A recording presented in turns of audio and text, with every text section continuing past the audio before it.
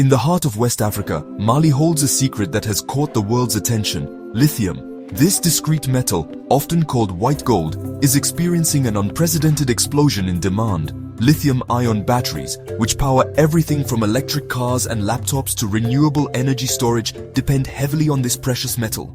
As the world moves towards a greener future, the search for lithium intensifies, placing countries like Mali at the forefront of a global energy revolution. Mali's lithium reserves are considerable, promising a bright future for this landlocked country. Since coming to power, Goïta has undertaken the reform of Mali's mining sector, determined to ensure that the country benefits fully from its natural resources. For a long time, the riches of Mali's underground haven't led to widespread prosperity for its people. It's like the saying, "The shoemaker's children go barefoot." Goïta's vision is clear: to transform Mali into a major player in the global lithium market, prioritizing the needs of its citizens. His strategy involves a delicate balancing act, attracting foreign investment to boost the industry while asserting greater national control over this precious resource. It's like trying to dance to the music while also calling the tune.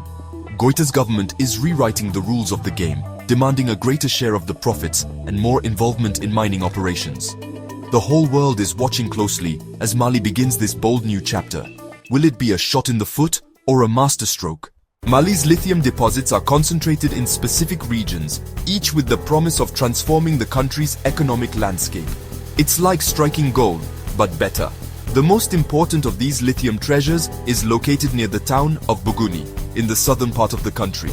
Here, beneath the sunny ground, lie reserves so vast, they have the potential to propel Mali onto the world stage as a lithium powerhouse. Imagine Mali, a lithium giant like Neymar in soccer. Exploration efforts are intensifying across the country, with promising discoveries suggesting a wealth of untapped lithium reserves. It's like finding a gold mine in your backyard. Geologists are increasingly interested in regions like Kays in western Mali, where early indications suggest the presence of large lithium deposits. These discoveries are fueling excitement and speculation, pointing to the possibility of an explosion in Mali's lithium production in the coming years. It'll be like winning the lottery, but on a national scale. The economic implications of Mali's lithium reserves are simply amazing. Increased lithium production promises to inject much-needed income into Mali's economy, creating jobs, boosting the GDP, and potentially lifting millions of people out of poverty. It's like winning the lottery, but on a national scale. The development of a thriving lithium industry could have a transformative effect on Mali's infrastructure, education, and healthcare system. It would be like trading in your old clunker for a brand new Ferrari. However, these optimistic prospects come with challenges that need to be addressed. Mali, like many developing countries, faces the difficult task of translating its natural resource wealth into tangible benefits for its citizens. It's like having a mango tree loaded with fruit, but not knowing how to make the best juice. To fully benefit from its lithium riches, Mali needs to overcome a complex set of challenges. Currently, Mali mainly exports raw lithium ore, thus losing the added value and job creation that comes from refining it and manufacturing lithium-ion batteries within the country. It's like selling green mangoes instead of letting them ripen and making delicious juice. Developing a domestic lithium-ion battery industry would require significant investments in infrastructure, technology, and skilled labor. It would be like building a handmade chocolate factory from scratch. Furthermore, Mali needs to address concerns about transparency and governance in its mining sector. After all, nobody wants to see the country's wealth turn into a house of cards. It's crucial to ensure that the benefits from lithium are managed responsibly, transparently, and for the benefit of all Malians, in order to promote stability and sustainable development. This way, everyone can enjoy the fruits of this wealth, like a big team effort for the country's progress. Assimi Goïta's rise to power in Mali marked a huge shift in how the country looks at its vast mineral wealth, especially its growing lithium industry. No longer happy with the way things were, where big companies often took most of the profits from resource extraction, Goïta's government started a bold mission to rewrite the rules of the game. At the heart of this change is a revised mining code, carefully designed to make sure that more of the benefits from Mali's lithium boom go directly to its people. One of the biggest changes is higher taxes and royalties charged to mining companies working in Mali. These increased payments aim to send a larger share of the profits from lithium mining to the government, providing much-needed money for important public services like healthcare, education, and building infrastructure. The new mining code also has stricter rules about using local resources, requiring mining companies to prioritize hiring Malian workers and buying goods and services from local businesses. Goïta's vision for Mali's mining sector goes beyond simply increasing revenue. It represents a fundamental shift in the balance of power between the Malian government and multinational mining companies. For decades, these companies often operated with significant tax breaks and exemptions, minimizing their financial contributions to the countries where they operated. Under Goïta's leadership, this dynamic is changing. The new mining code marks a decisive break from the era of generous tax incentives and lax regulations that often characterized Mali's mining sector in the past. The message is clear. Mali is no longer content to be simply a source of raw materials for exploitation by foreign companies. On the contrary, Goïta's government is actively seeking to assert greater control over its mineral resources, demanding a fairer collaboration with foreign investors. At the heart of Goïta's ambitious reforms lies a deep desire to reclaim Mali's control over its natural resources, a sentiment shared by many African nations grappling with the legacy of colonialism and the often abusive practices of multinational corporations. The quest for resource sovereignty isn't just about economics, it's about national pride and self-determination, like when we say America first.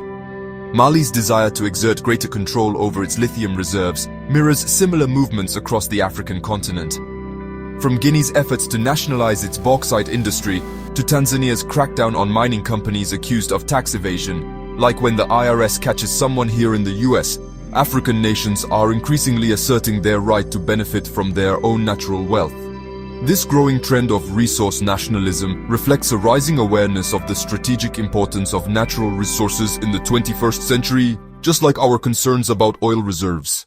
Goïta's bold vision for Mali's lithium industry comes at a time of major geopolitical realignment, adding another layer of complexity to an already delicate situation. As Mali tries to chart its own course on the global stage, it needs to perform a delicate balancing act, navigating the interests of various international players competing for influence in the region.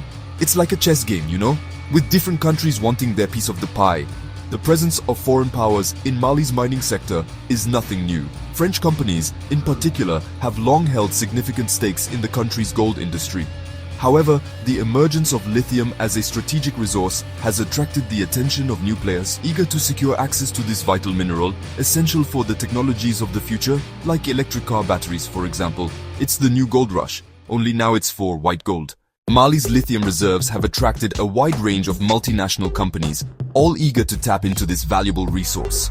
Among the main players is the Australian company Firefinch Limited, which, through its subsidiary Leo Lithium, is developing the Gulaoma project, considered one of Mali's most advanced lithium projects, as a flagship mining project. Another major player is the Chinese giant Jiangxi Ganfeng Lithium Company Limited, which has acquired a stake in the Bougouni lithium project, solidifying China's presence in Mali's growing lithium industry. These companies have invested significant capital in exploration and development, establishing complex relationships with the Malian government through a network of contracts and agreements. The Malian government, under Goïta's leadership, faces the challenge of balancing the need for foreign investment with the commitment to ensuring that Malians benefit from their nation's natural resources, searching for the best outcome in this situation. Assimi Goïta's reform program happened at the same time as a bigger geopolitical shift in Mali, marked by a growing trend towards partnerships with non-Western powers, especially China and Russia. This strategic realignment has big implications for Mali's lithium industry, with the potential to reshape the landscape of foreign investment and influence in this crucial sector.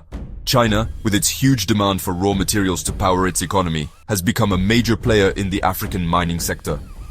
Mali, with its vast untapped lithium reserves, is an attractive destination for Chinese companies looking to secure a long-term supply of this essential mineral for their growing electric vehicle industry. Russia has also shown interest in strengthening its ties with Mali, seeing this West African country as a strategic partner in its efforts to expand its influence on the African continent. The influx of foreign investment from both traditional and emerging powers has placed Mali at the center of a complex geopolitical chess game, where the stakes are high and the rules are constantly changing.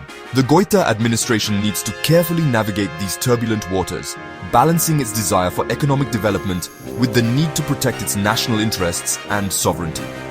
One of the most pressing challenges is the risk of over-reliance on a single foreign power, especially one with a history of predatory economic practices. China's growing influence in Africa, while often presented as a win-win partnership, has also raised concerns about debt trap diplomacy and the potential for exploitation of natural resources. Mali needs to learn from the experiences of other African nations that have faced the challenges and pitfalls of foreign investment in their extractive industries. It's like the saying goes, once bitten, twice shy.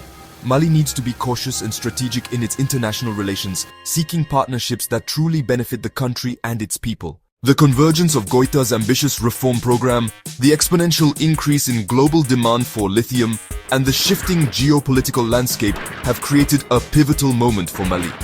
The decisions made today will have significant consequences for the country's economic future, its political stability, and its place in the world. The potential rewards are enormous. Mali has the opportunity to leverage its lithium reserves to drive sustainable development, create jobs, improve living standards, and become a major player in the global clean energy revolution. However, achieving this potential will require careful planning, strong governance, and a commitment to putting the interests of the Malian people first. The international community also has a role to play in supporting Mali's efforts to harness its natural resources for the benefit of its people. Fair trade practices, such as those championed by organizations like SEBRAE, responsible investments, and training initiatives can help ensure that Mali's lithium boom translates into tangible improvements in the lives of ordinary citizens. The world is watching Mali navigate this path. The decisions made in Bamako will have repercussions far beyond its borders, potentially charting a new course for resource management and economic development in the 21st century. This is a decisive moment for Mali, a moment filled with both challenges and opportunities, a moment that will shape its destiny for generations to come. Assimi Goïta's bold reforms in Mali's lithium sector represent a gamble, a high-stakes gamble for the country's future. By asserting national control over these valuable resources and demanding a greater share of the profits, Mali could break free from the chains of dependency. The potential rewards are immense. However, the risks are equally high. The international community is watching closely. Many African countries are closely watching how Mali manages its mineral resources under General Assimi Goïta's leadership. Some see it as an example of economic independence. They admire his decision to review mining contracts to get the most benefit for the country and rely less on big Western companies. Others are cautious, wondering if this approach could create tension with foreign investors and slow down the industry's growth. Either way, Mali's strategy has started a bigger conversation about the need for African countries to have more control over their natural resources and set new rules for international players. The world is at a crossroads, facing the urgent need to switch from fossil fuels to clean energy sources.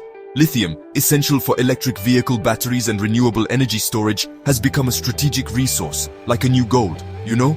Mali, with its vast lithium reserves, is at the center of this global energy transformation. Can you imagine the responsibility? The decisions made in Bamako today will have significant consequences for the entire world, impacting us here in Spain as well. The international community needs to support Mali's efforts to manage its lithium resources responsibly, meaning good oversight to avoid problems, right? Ensuring that the benefits are shared fairly and contribute to a sustainable future for everyone, like we do with all royalties here, thinking about the common good.